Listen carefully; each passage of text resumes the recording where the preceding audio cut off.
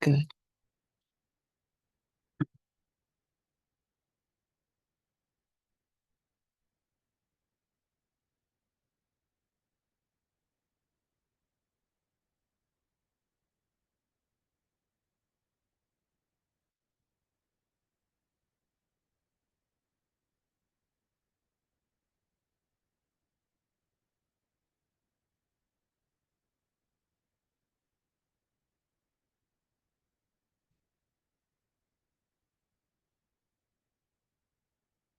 And we'll give it 1 minute before we begin.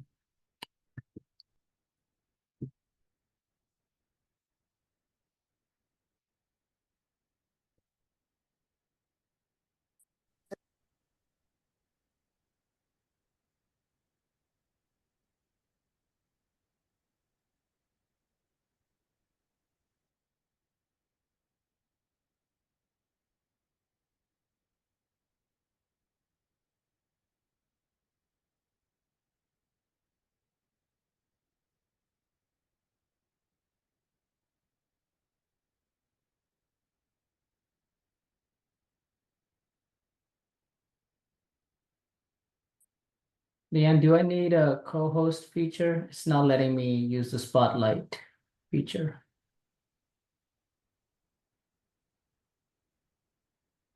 I will assign you, sir. Thank you. Okay.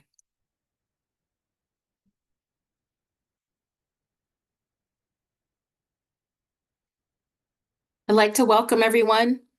Thank you for joining us for this informational webinar. My name is Leanne Carnegie, a program analyst in the Administrative Services Division of APHIS International Services. Today, we're presenting an introduction to the APHIS Foreign Service and the hiring process. You will hear opening remarks by the International Services Associate Deputy Administrator, Dr. Valerie DeFeo, followed by an overview of international services and the APHIS Foreign Service by our international services staff. We will then hear from our International Service Foreign Service officers about their work and foreign service careers. Next, Mr. Jason Scott from Human Resources will share on the selection requirements and selection process for the Foreign Service trainees. We will then close with questions and answers. Just a little housekeeping before we get started. If you have questions during the presentation, please type them in the Q&A box in your Zoom control panel. Some questions will be answered during the session in the Q&A box, and others will be addressed at the end.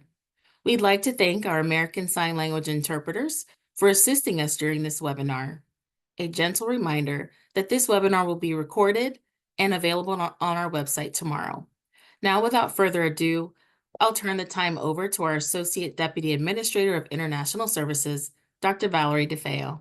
Thank you, Leanne. Welcome, everybody. I'm Dr. Valerie DeFeo, the Associate Deputy Administrator for International Services, and I'm pleased to welcome you to our webinar.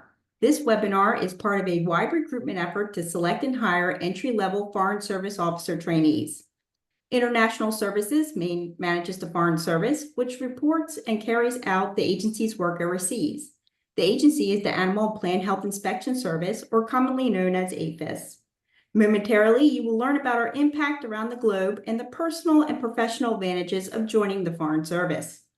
We're excited that you're thinking about a career with us. We will show you just how unique we are and what it will take for you to join us on the front line of agricultural health. Our goal is to recruit, train, and retain staff with the right expertise. We want the best qualified applicants in entomology, plant pathology, and veterinary medicine. Our Foreign Service officers thrive in a global environment and have a passion for service. Their work supports two critical missions: ensuring U.S. agricultural is kept pest and disease-free, as well as ensuring market opportunities for American producers. We're like any other U.S. Foreign Service, except we're unique. We hope that after this webinar, you'll decide to join us. Thank you, and back to you, Leanne. Thank you, Valerie. And now I'd like to welcome our Deputy Director in Administrative Service Division, Ms. Myrna Fierro. Thank you, Leanne. Good evening. I'm Myrna Ferrero, Deputy Director in the Administrative Services Division. APHIS is an agency within USDA based in Washington, D.C. APHIS is the lead agency protecting U.S. agriculture from invasive pests and diseases, and we do that through the collaboration with other agencies.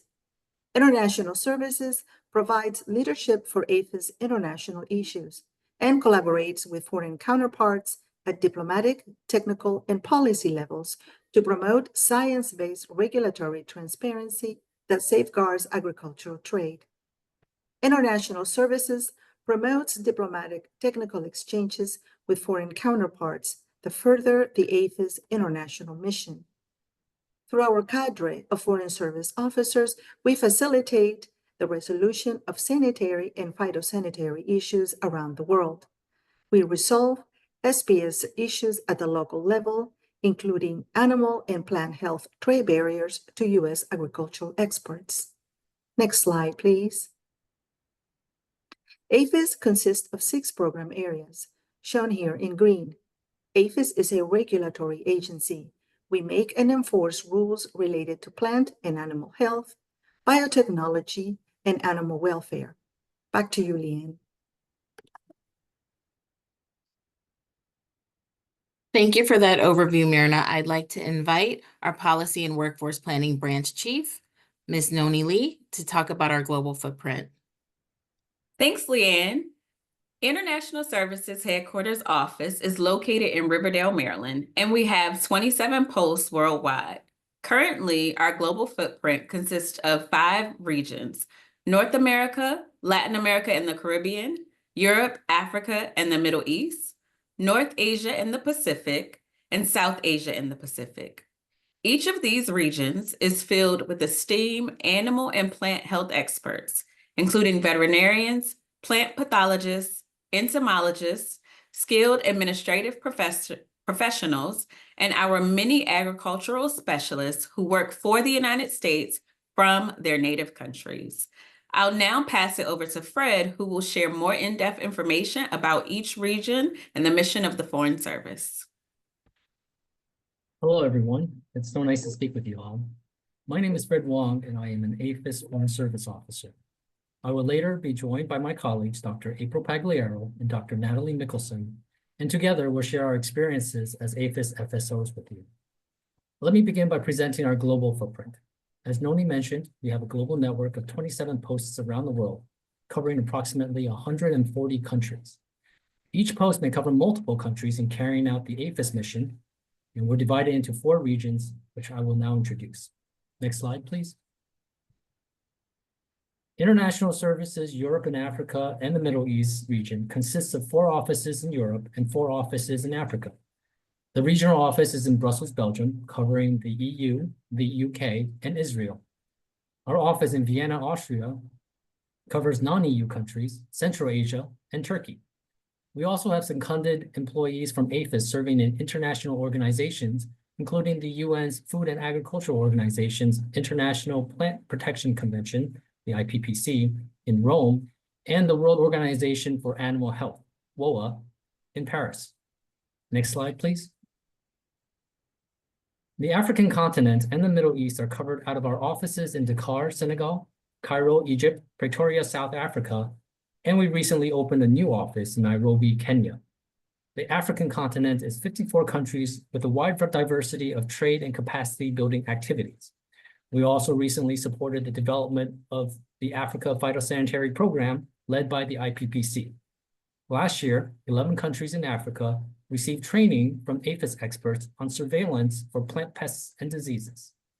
APHIS actively participates in technical cooperation projects in Africa together with organizations like WOA and the IPPC. Developing future generations of regulators helps us ensure safe trade and food security. This region is supported by 28 APHIS staff and has an agricultural trade value of over $26.5 billion. Fun fact, in addition to the UK and the European free trading countries, the Brussels office also manages several micronations such as the Vatican City and San Marino, which each have unique trading and disease regionalization status with the EU. Next slide, please. The North Asia and Pacific region consists of 4 offices with a regional office in Tokyo, Japan. Including Tokyo, we have 18 employees spread across Beijing, China, Seoul, South Korea, and Taipei, Taiwan.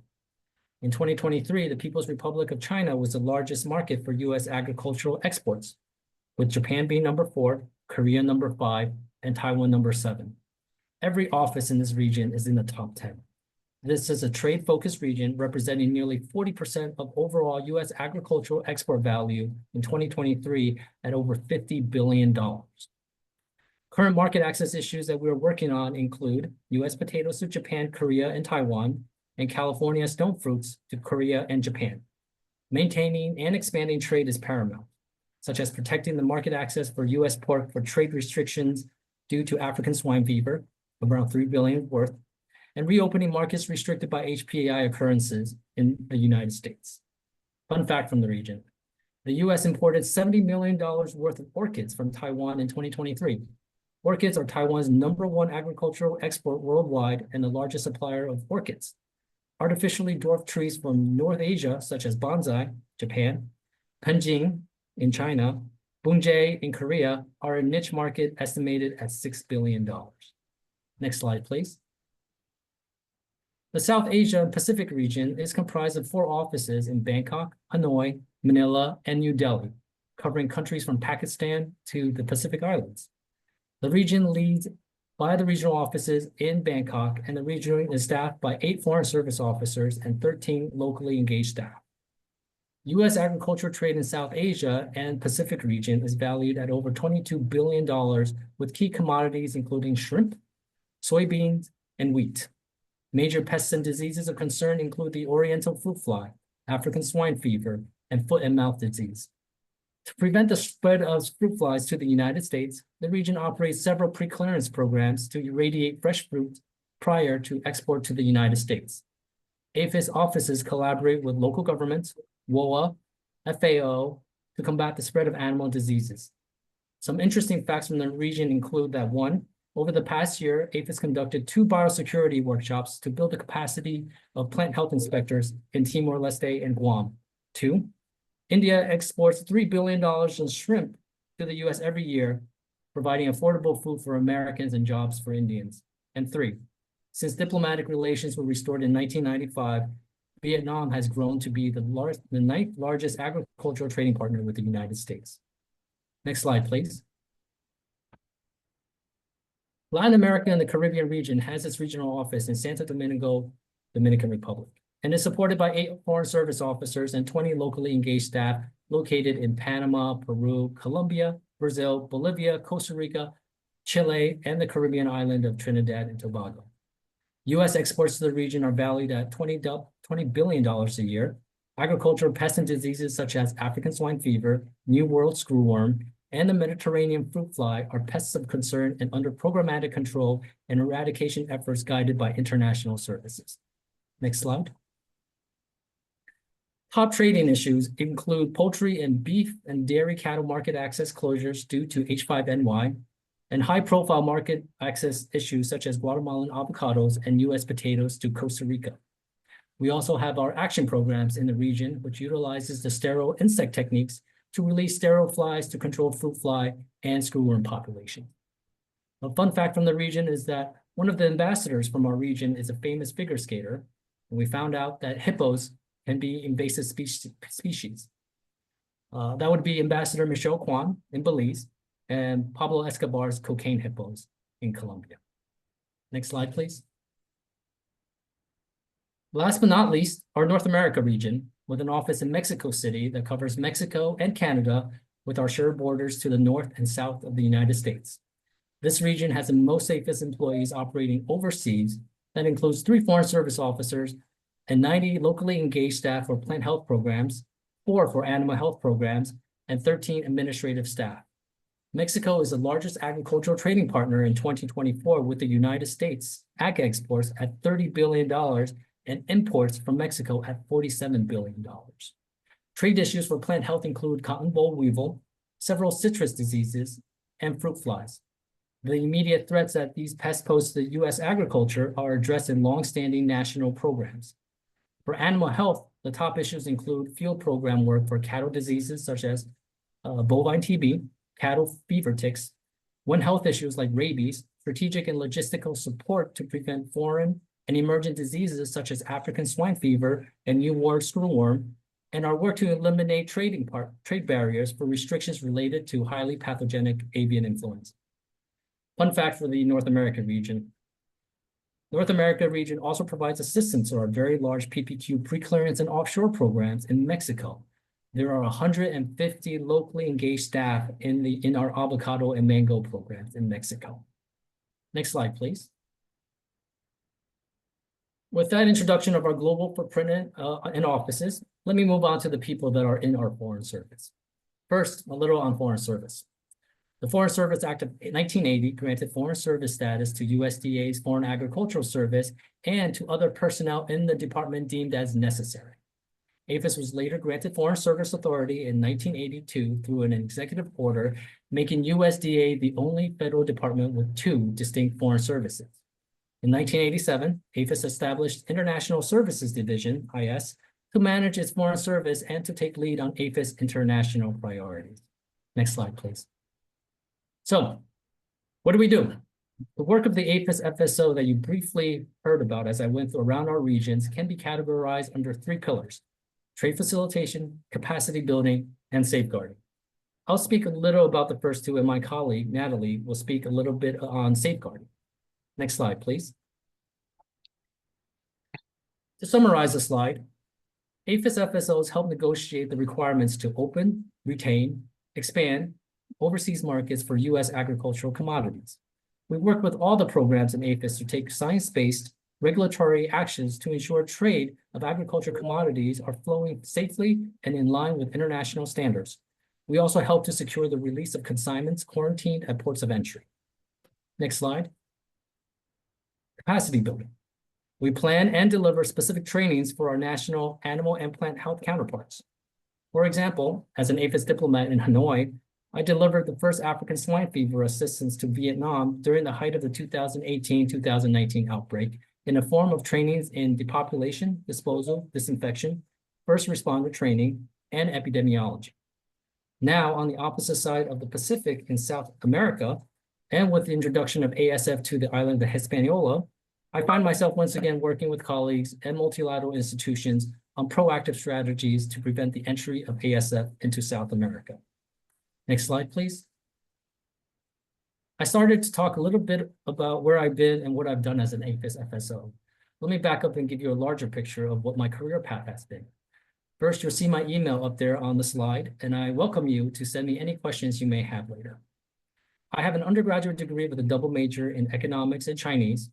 My MA is in international relations with a focus on U.S. foreign policies and comparative regional studies in East Asia. I later took additional credits in various biological sciences at North Carolina State University. I spent some time in the private sector before circling back to what I've always wanted to do, public service. I joined APHIS in 2008 under the Federal Career Intern Program. I served in Beijing as a regional administrative officer. I tested out in Mandarin Chinese and received tenure while on domestic assignment and has since been an APHIS attaché in Hanoi and an area director in Tokyo. Currently, I am in Lima as the APHIS director for Peru, Chile, and Argentina. I also supervise the APHIS mission in South America, which includes 4 other APHIS FSOs. During this time, I've done everything in trade facilitation, capacity building, and safeguarding. I've been part of opening markets for U.S. blueberries to Vietnam, expanding U.S. potato access to Japan, helped lift trade restrictions on U.S. poultry due to HPAI, conducted site visits to farms, production sites, packing houses, laboratories, and ports of entries, attended trade shows, seminars, conferences, served as the APHIS technical expert to traveling congressional delegations, state governors, USTR, other U.S. government agencies, and U.S. ambassadors, and of course, delivering capacity building and training seminars. So, a day in the life of a seasoned APHIS FSO can include any number of those activities. Most of the time, you're actively engaging with stakeholders, industry, host government officials, and other U.S. government agencies to further USDA priorities or the larger U.S. mission priorities at the embassy that you're posted at. It is an interesting intersection of science, trade, and diplomacy, to say the least. Along the way in this job, you will see the positive differences that you can make. be it protecting U.S. agricultural resources from pests and diseases, or opening and maintaining markets for U.S. producers to help sustain their livelihood. You also get to be a part of current events in history. For example, I was there for the 2020 Summer Olympics in Tokyo. As an APHIS diplomat, I got to tour an Olympic equestrian facility, and later, with my colleague April, had to intervene to help facilitate the export of U.S. Olympic horses due to a detection of equine pyroplasmosis in a horse on the Belarus equestrian team. Next slide, please. Also along the way in this job, you will meet tons of people from all walks of life. You will develop relationships with counterparts, industry, stakeholders, fellow diplomats that come in and out of the mission every year, expats, local people in the country you are in, and of course, your local APHIS team, the backbone of our overseas operations. Our local staffs around the world maintain the institutional knowledge, the expertise, the history, the relationships, and the know-how of how to get things done in that country. It is only through them that the APHIS FSOs can get things done. I cannot say enough about how important they are to our mission worldwide, so I want to acknowledge the teams I've been a part of in Vietnam, Japan, and Peru, all pictured here. Next slide, please. Lastly, along the way in this job, life happens, except it happens all over the place. I met and married my lovely wife, Livy, in Beijing. Our first son, Aiden, was born in Maryland while I was on domestic assignment. My second son, Jamie, was born in Tokyo in the middle of a pandemic. At age 6, Aiden has already lived in 3 different countries and traveled to 11. At age 3, Jamie speaks English and Spanish because he goes to a local nursery in Lima. Being an international family has allowed us to travel around the world, ski the famous powder of Japan, and do family camping trips under Mount Fuji. This job has allowed us the opportunity to add so many worldly experiences to enrich our lives. All this to say, I've been very lucky to have such a rich and rewarding experience, both personally and professionally, as an APHIS FSO. And now please let me pass the presentation over to Dr. April Pagliaro, who will continue to share the APHIS FSO experience. Hello, everyone. My name is Dr. April Pagliaro. I'm currently posted in Taipei as the APHIS Area Director for Taiwan. As you can see, my career started after receiving my Bachelor's of Science and Master of Public Health from the University of Massachusetts Amherst and Boston University, respectively. Before attending veterinary school at Purdue University, I worked for the City of Boston for a community planning board that made decisions on disbursement of a federal grant for HIV and AIDS services in Massachusetts and Southern New Hampshire. This was my first exposure to working with the federal government. After obtaining my Doctor of Veterinary Medicine, I was a practicing veterinarian in Virginia and in 2 countries in Africa, Malawi and South Africa. Private practice was really fun, but I was missing the policy side of the job, which, in addition to living overseas, was what attracted me to the APHIS Foreign Service. I spent 1.5 years in DC training, during which I had my first daughter, and then was posted for my first tour in Tokyo, Japan.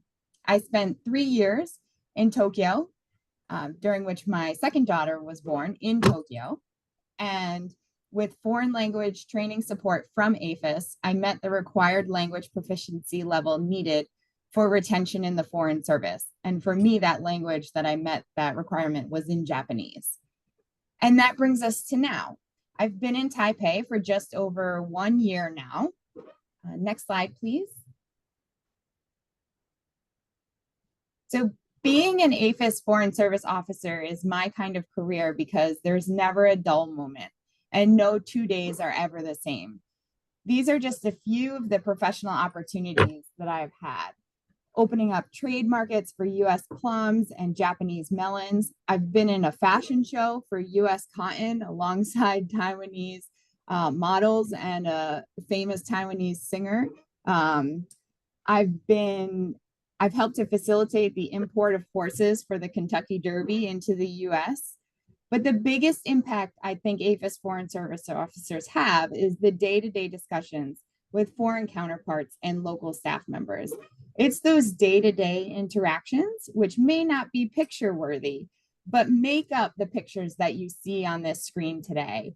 It's what defines our success as APHIS Foreign Service officers. and makes these successes possible. Next slide, please. So foreign service, being a foreign service officer is a lifestyle career that goes both with your professional life and your personal life. First and foremost, at post, you are a diplomat. You are a representative of the United States government, and this extends to your family members. So wherever you are at post, whether you're traveling or you're at work, you are representing the United States government. And as foreign service officers, we play an integral role in the formulation of foreign policy. We form and maintain international relations, negotiate trade and international agreements, and collect and report information that could affect interests of the US government. We are at the crossroads of protecting US agriculture and the global food resources and foreign policy. And the results of our work provide a means of economic growth for many families, not just in the United States, but globally. So the FSO career, as I said, is really a lifestyle choice and has both positive and negative sides to it. Being away from home for extended periods of time means the potential for missing some birthdays and holidays and other events. If you have kids, it means that they will not necessarily be able to see their grandparents or cousins all the time. And this can be a challenge. But technology like FaceTime, WhatsApp, Google, Zoom, etc., have, in my opinion, made it possible to bridge that gap. For example, my kids call their grandparents every morning and have breakfast with them. The friends you make in the Foreign Service become family. And no matter which post you go to, you always meet someone who knows you. And then you find an instant community. Work for spouses can be a challenge and something that needs to be seriously considered. There are some jobs that are available at embassies, but these may not be in your spouse's area of expertise. My family is fortunate that my husband is able to work remotely, but this also comes with its own challenges, such as time difference challenges, which may mean he has to work late nights or early mornings. So I'm not saying these things to scare off anyone, but to be transparent about what to consider when thinking about this career. Families need to be flexible with moving every few years, but there are resources available and support available to help with those transitions. The education that children receive is outstanding and, in my opinion, one of the top benefits. So just to reiterate, it is a lifestyle career being an APHIS Foreign Service Officer, but if it is right for you, like it is for me, the opportunities, professional work, and personal experiences are, in my opinion, unmatched by any other career. I think my email was on my first slide, so please feel free to reach out to me if you have any questions. And at this point, I'd like to turn it over to my colleague, Dr. Natalie Mickelson.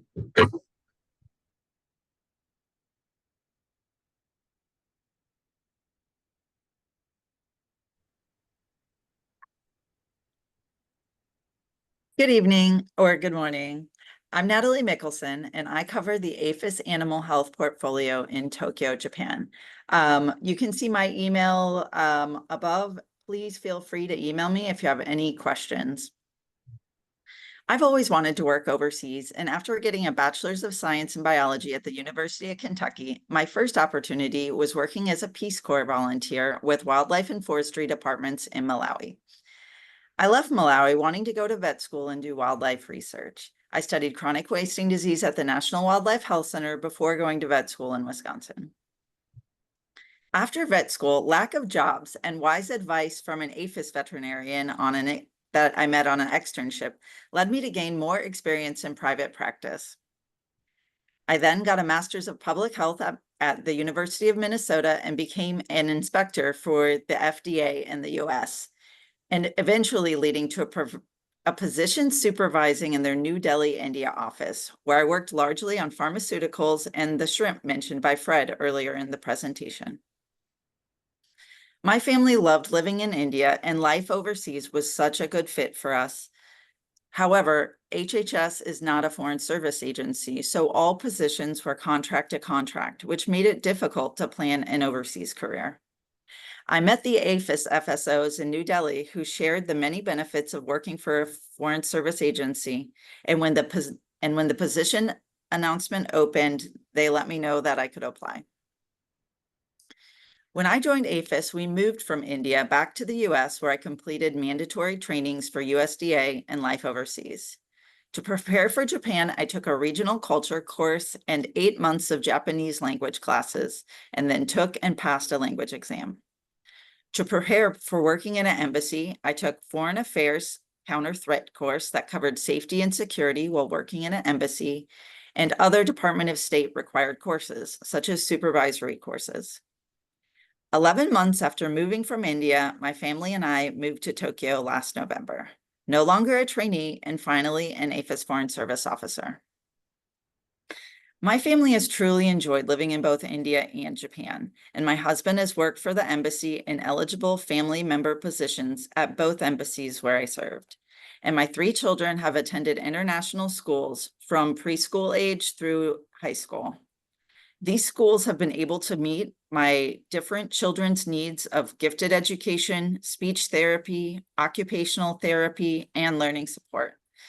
My oldest daughter loves living abroad so much that she aspires to join the Foreign Service. In the photos below, the one on the left are my daughters riding in a hot air balloon in Turkey on a family R&R trip. The second is my husband and I at an embassy holy party in India. And this was also the day of my APHIS interview, where I had a stained purple forehead that I had to apologize for. The third one is my kids making funny faces at a family photo session at Qutub Minar in New Delhi. And then the last photo is Christmas at Tokyo Tower, which is a short walk from our housing in Japan. Next slide, please.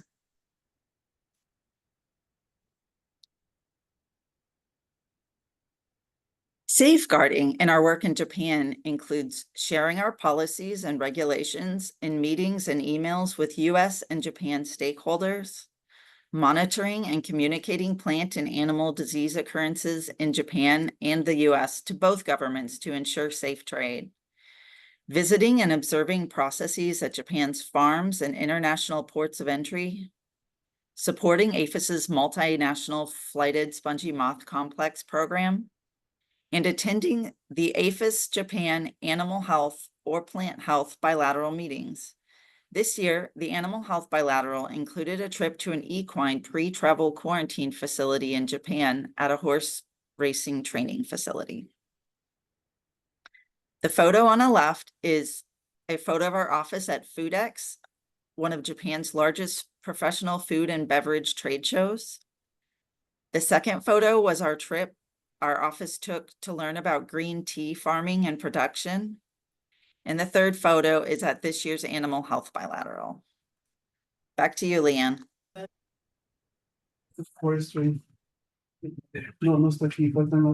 Wow. Thank you, Fred, April, and Natalie. We could go on and on about living overseas, but now let's get to the heart of the matter, the selection requirements and the process with Mr. Jason Scott, Ms. Tracy O'Connor, and Ms. Myrna Fierro. Hello, everybody, and welcome again. Thank you so much for showing interest in our position and attending this webinar. My name is Jason Scott. I'm the APHIS Human Resources Specialist working with the International Services Agency right now, and we are currently running the job announcement for this process. Next slide, please. To be eligible for consideration as an APHIS Foreign Service Officer trainee, applicants must meet education and/or specialized experience requirements as listed in the vacancy announcement. There are 3 potential avenues into the trainee position: education in plant pathology, entomology, or veterinary medicine. In addition to education, experience with foreign agricultural trade may also be necessary for candidates to meet eligibility for the job. Applicants must meet the qualification requirements prior to the closing date of the announcement, which is currently November 1st. The qualification requirements are included in the announcement, but I'll give you a brief overview here. Eligibility for the plant pathologist option requires a college degree, either a bachelor's, master's, or PhD in plant pathology or another directly related scientific field of study that includes at least 20 semester hours in basic botany or plant science and 10 semester hours in plant pathology. Meeting qualifications for the position also requires additional education or experience. If you have a bachelor's degree only, you also need 6 years of specialized experience as described in the announcement for the FP5 level, or a master's degree in a related scientific discipline also meets qualifications with no additional experience. The entomologist option is the same, but with education in entomology. You need to have a college degree in entomology, either a bachelor's, master's, or doctorate, or a related discipline of the biological or physical sciences that included at least 16 semester hours in entomology. In addition to having a bachelor's degree, you need 6 years of specialized experience as described in the announcement for the FP5 level, or a master's degree in a related discipline of qualifying. A related discipline is qualifying with no additional experience. To be eligible for the veterinary medical officer option, you need to have a doctor of veterinary medicine, a DVM, that meets the requirements described in the announcement. Possession of this degree alone also meets qualifications at the FP5 level. To qualify for the FP4 level, which is higher than the FP5, note that in the Foreign Service, class levels are reversed, with one being the highest rank. So to qualify at the FP4 as a plant pathologist, entomologist, or veterinary medical officer, you need to either have a PhD in a related field, or a master's in veterinary medicine that followed your DVM, or a master's level degree in one of the related fields, in addition to 6 years of qualifying experience. Applicants must also be U.S. citizens, and they must be available and willing to relocate to worldwide assignments every 3 to 4 years and pass a medical and security clearance. Foreign language upon entry for the position is preferred, but it is not required. Foreign language training will be made available to candidates for their respective assignments. While in the Foreign Service Training Program, you will learn to speak and read a foreign language. In order to become a career Foreign Service Officer, which is officially referred to as being commissioned and earning your tenure, you must be recommended by a review panel based on performance, and you must be able to pass speaking and reading language proficiency exams. Being commissioned and earning tenure means that 5-year limitation associated with being a trainee is removed, and you have become a career Foreign Service Officer. Next slide, please. So some selection information. Here you can see the pay ranges for the FP5 and 4 levels from the step 1 through step 14. The pay for selectees who are new to the federal government is generally set at the step 1 of the grade level they're selected for. We do have pay setting policy that takes into account additional education or experience beyond the minimum for each grade. Also of note, current and former federal employees will also have their highest previous rate considered when pay setting is applied. And you will receive the higher of the pay options you're eligible for. So we'll do our best to ensure that you do not lose pay if you're a current or former federal employee. It's important to keep in mind that we cannot match pay for non-federal employees, and we cannot set pay outside the boundaries of the classified position and class. Please note that APHIS and International Services look for the most beneficial way to set your pay on your behalf within the restrictions of our pay setting policy. So this isn't an arbitrary choice, but based on policy that is meant to benefit you for prior work and related experience. Also, pay is based on the class you were hired into, and then your locality may also adjust that pay from the listed amount. The lowest shown on this chart is from the lowest locality within the United States, and the highest is from the highest pay locality within the United States. We'll give you some more information about foreign assignment pay in later slides. We've been discussing pay at the entry level from the announcement, but it's important to make note that Foreign Service Personnel System allows for promotion to the senior Foreign Service levels, and it's possible for Foreign Service officers to reach the highest pay levels in the federal government. Trainees are working to become career Foreign Service officers, and career Foreign Service officers may aspire to become senior Foreign Service officers, who are executive level leaders of the agency. All as part of the same career path you'll start as a Foreign Service officer trainee. Next slide, please. So some applicant screening. We do have an announcement open right now. The APHIS Human Resources team, my colleagues and I, will screen applicants to determine if the qualifications specified within the announcement has been met by each of your applications. It's important to make sure your resume and transcripts clearly show qualifying education and specialized experience, because if we don't see it, we have to rate you as ineligible. Your transcripts can be unofficial with your application, but need to be complete college transcripts for this specified education. If you have coursework that is not categorized on your transcript, but is needed to meet one of the eligibility options requiring specific credit amounts, you may need to provide supplemental information to show those courses are part of the necessary discipline. HR cannot assume you meet eligibility requirements. We need to see the required coursework listed by the university. We cannot accept that you have the required coursework based on your resume or personal testimony. Please note the section in the announcement that deals with foreign education. If you have foreign education, please read that section carefully. Official transcripts will be required later if you are selected for this position and will be placed into your personnel file as proof of eligibility. When filling out the announcement questionnaire, try to be as accurate as possible and ensure your resume supports your answers. Score adjustments may occur if we cannot find justification for the answers you've given in your application. If you're invited to the later assessment center and achieve a passing score on that second assessment, you will be placed on an eligible inventory for up to 2 years. Candidates will be selected based on their assessment center scores and based on category rating procedures.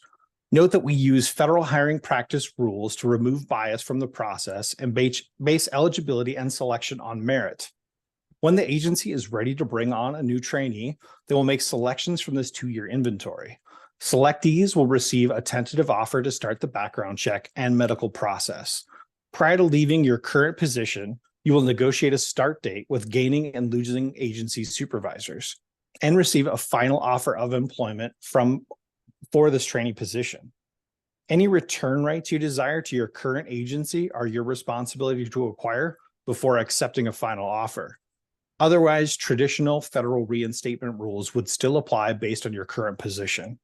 This is important to remember because as a trainee, you have 5 years to earn commissioning and tenure, or you will be removed from the Foreign Service. HR can only use the materials you provide in your application to evaluate your eligibility, qualifications, and score. We cannot look at current employment records to help you apply to this position. The highest ranking applicants from the announcement will be invited to participate in the assessment center, which will be conducted virtually using Zoom. Invitations to the assessment center will be sent out via email in December of 2024. And then the assessment center will be held in January of 2025. Applicants are responsible for all equipment and software necessary to attend the assessment center process. Next slide, please. So just some basic benefit information. If you're selected, you'll start this career trainee program on a full-time 5-year accepted service appointment, and you'll be eligible for the full range of benefits offered to all federal employees. Health and life insurance, vision and dental, long-term care insurance, flexible spending accounts, a thrift savings plan, which is similar to a 401k, and the federal government does match, and the agency does match up to 5%. The Foreign Service Retirement System and annual and sick leave. One of the best perks about being a federal employee is that you get to carry your health insurance into retirement with you. That isn't often the case in private industry. Thanks for your time, and I'm going to turn it over to Tracy. Thank you, Jason. The Foreign Service can be challenging. You will be expected to spend 2/3 of your career overseas, moving every 3 or 4 years. We would like to point out that by joining the Foreign Service, you will also have the opportunity to live abroad, experience foreign cultures, and meet people from all around the world.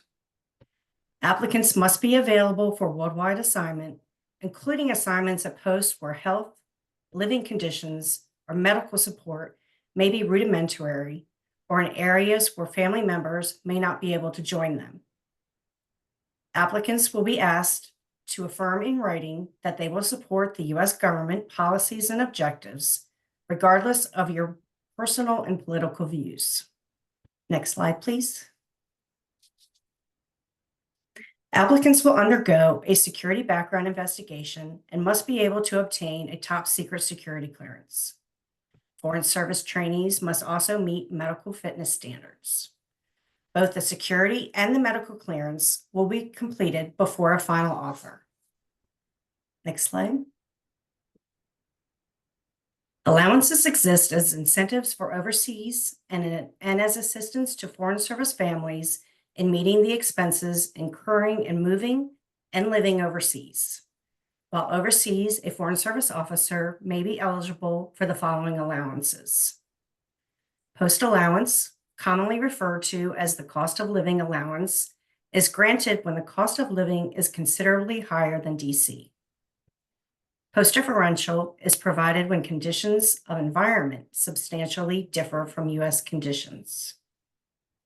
As a member of the Foreign Service, you and your family can expect government-paid housing, and at many posts, there are American curriculum and/or international schools that your children may attend. Next slide. So that foreign service officers do not spend too much time away from the United States, all employees must take home leave. This is a statutory requirement. And the purpose of rest and recuperation travel is to give employees relief from difficult conditions at the post of assignment. And now I'll turn it over to Myrna. Thank you, Tracy. And now we will go over the assessment center. Next slide, please.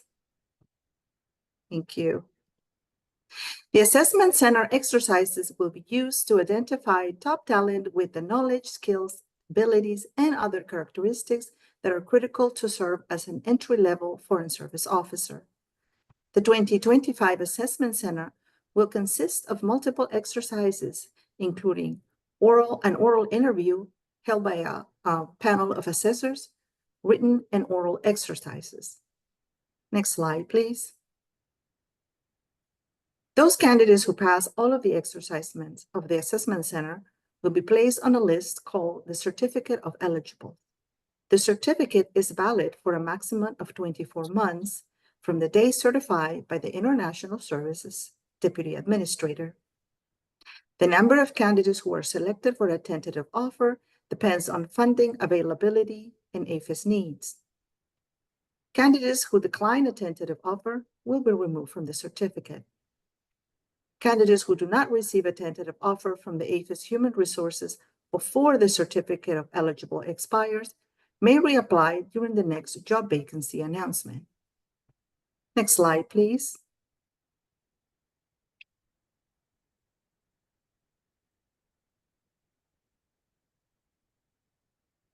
International Services has developed the Foreign Service Job Competency Model, which will be used as a tool in our selection of Foreign Service Officers trainees.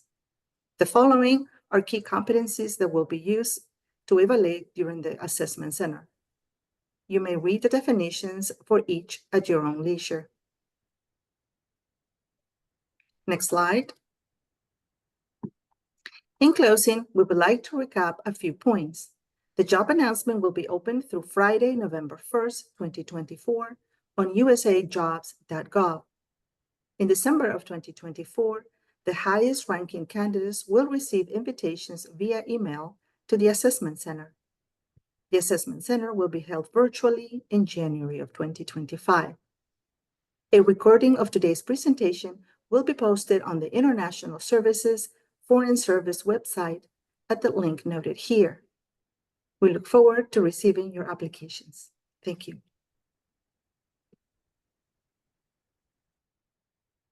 Thank you, Myrna. On behalf of the audience, I just want to thank all of our panelists for sharing so much information. And now I'd like to open it up for questions. Gunor, are there any frequently asked questions from the Q&A box?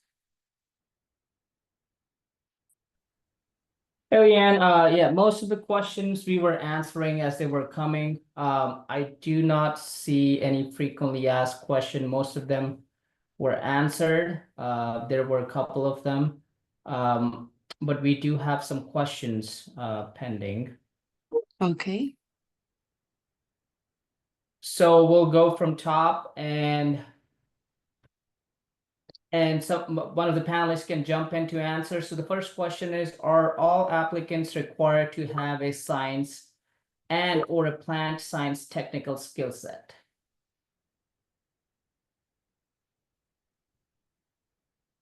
Jason, go ahead, sir. You can turn on your camera. Hello again, all. So yeah, the announcement does go into further detail on what those requirements are. So if you, I think we posted the link already as an answer to one of the first questions. Maybe that could be posted again. But each of the different paths to get into this Foreign Service Officer trainee program is science-based. So you have to have a degree that includes plant pathology, entomology, or a DVM. So if you don't have a degree in plant pathology, entomology, your education has to have those additional required courses that were listed in the slides. And they're also listed in more detail in the announcement. Hopefully that answers the question. Thank you. Gunor, next question. Yeah, the next question is, are there any FSO positions for someone who might be more of a generalist who is looking to gain a technical experience on the job?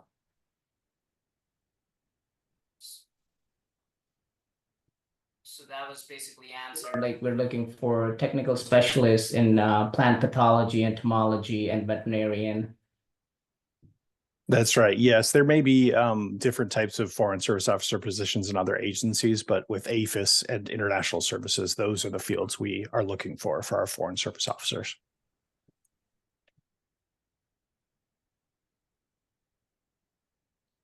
Thank you, Jason.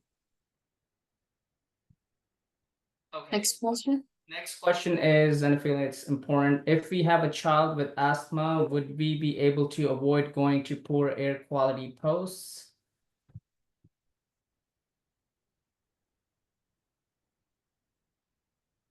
Which panelist would like to take that question?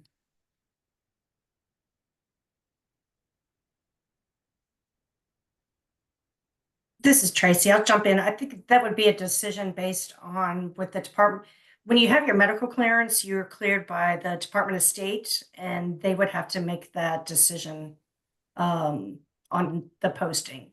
And any future posts, the child or family member would need to be approved to go to those posts. Great question. Thank you, Tracy. The next question is, how often do you recruit for the Foreign Service? Great question. Myrna, would you like to take that one? Sure. We typically recruit every 2 years. We maintain, as we mentioned in the presentation, a certificate of eligibles that we draw from. And so that certificate is good for 2 years. So we begin preparations before the expiration of the certificate. So we are ready to begin recruiting after the 24-month period. Thank you. If you get selected, can you postpone the start date?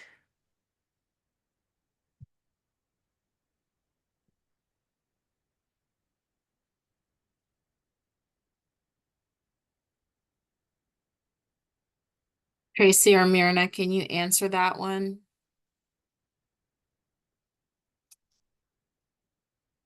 This is Tracy. We have had people defer, like if you have been, if we've contacted you from the roster and you decide to defer, we have done that. But you need to be aware that your name may not come up again, depending on how many people are on that roster. But we have had people defer as long as it's been in that 2 years that the roster is valid. Okay.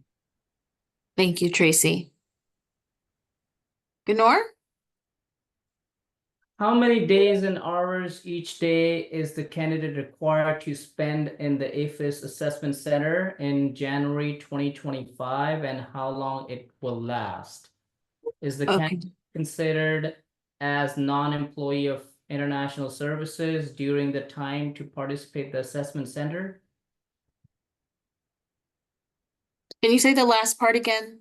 Is the candidate considered as non-employee of IS during the time to participate in the assessment center? Okay. Well, Jason or Myrna? I'll take that question, the first part of it. Thank Thank you. you. So the assessment center is typically a full day. It starts around 8:30 in the morning and typically goes until 4 in the afternoon. As we mentioned in the presentation, there are 3 sets of exercises, and the candidates are given plenty of breaks in between, and the whole setup is virtually.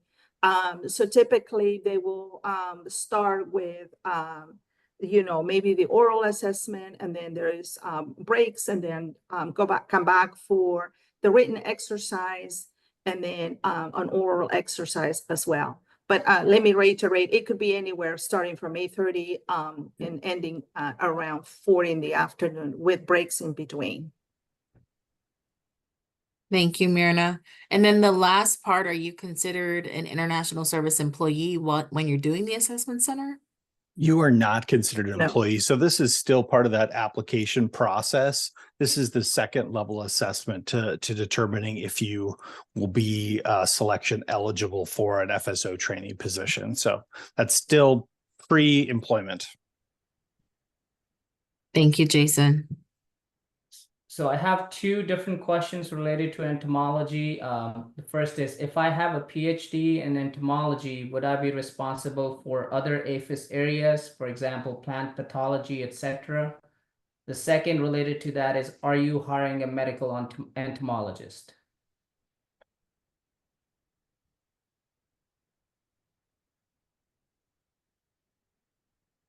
Jason? I can try to answer some of that question. If what you will be expected to cover as a Foreign Service Officer may be a better question for one of the Foreign Service Officers on the panel. But if you have a PhD in entomology, you probably meet one of the higher levels of education within the announcement. So in order to be basically qualified for the entomology path, you need a bachelor's. If you've got a qualifying PhD, so a PhD in entomology or a field that's in entomology, you probably qualify at that higher level within the position. A PhD gets you in at a higher level. So I would apply. I think you said medical entomologist. There isn't anything specific to medical entomology, but if you have entomology in your degree, you likely qualify for that entomology career path into this Foreign Service Officer trainee position. Thank you, Jason. Okay, are there any medical conditions that are an automatic disqualification?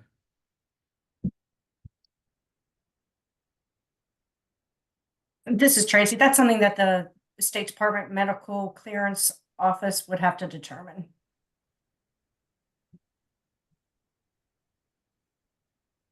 Thank you, Tracy.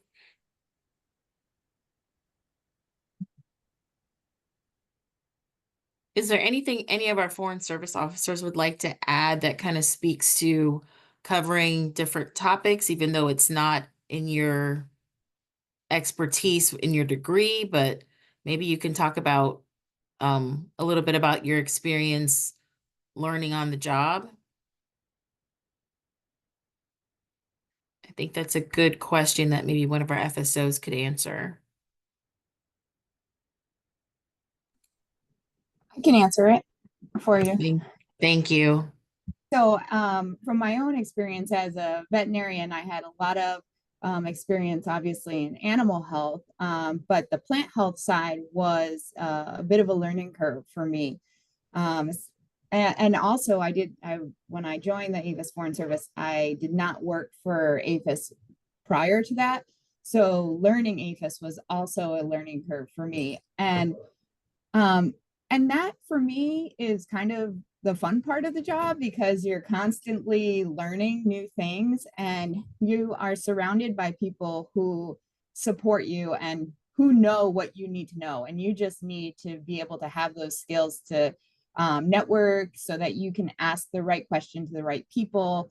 And, Fred talked about this a little bit in his presentation, but as far as like being at post and you're asked a question and you don't really know the answer, that's why your local staff are there. The local staff are the expert. They are veterinarians. They are plant health specialists. They are the ones that really make our jobs possible. And most of them have been at posts for quite a long time. So they're very familiar with the issues, the people, our counterparts, our headquarters counterparts. So it's really about taking the time to first acknowledge that you don't know something, and second, taking the time to figure out the right answer and pulling in the right people and relying on your local staff and headquarters staff for that matter, because you do have veterinary services and plant protection and quarantine and biotechnology and regulatory services colleagues at headquarters and around the US that are the experts in these areas. So just you reach out to them. As well as technical experts at headquarters and international services. Fantastic, April. I knew you would do a great job responding to that question. Thank you so much. And I just want to be respectful of everyone's time. I don't think we could take any more questions now, but if you have more questions, you can direct them to aphis.foreignservice@usda.gov. We will post the recording for this webinar on our website at www.aphis.usda.gov/APHIS Overseas tomorrow. Thank you all for joining us today, and remember to stay up to date with the latest APHIS Foreign Service news and happenings on our LinkedIn page. Have a wonderful day or evening to our folks around the world. Thank you guys for attending tonight. Thank you.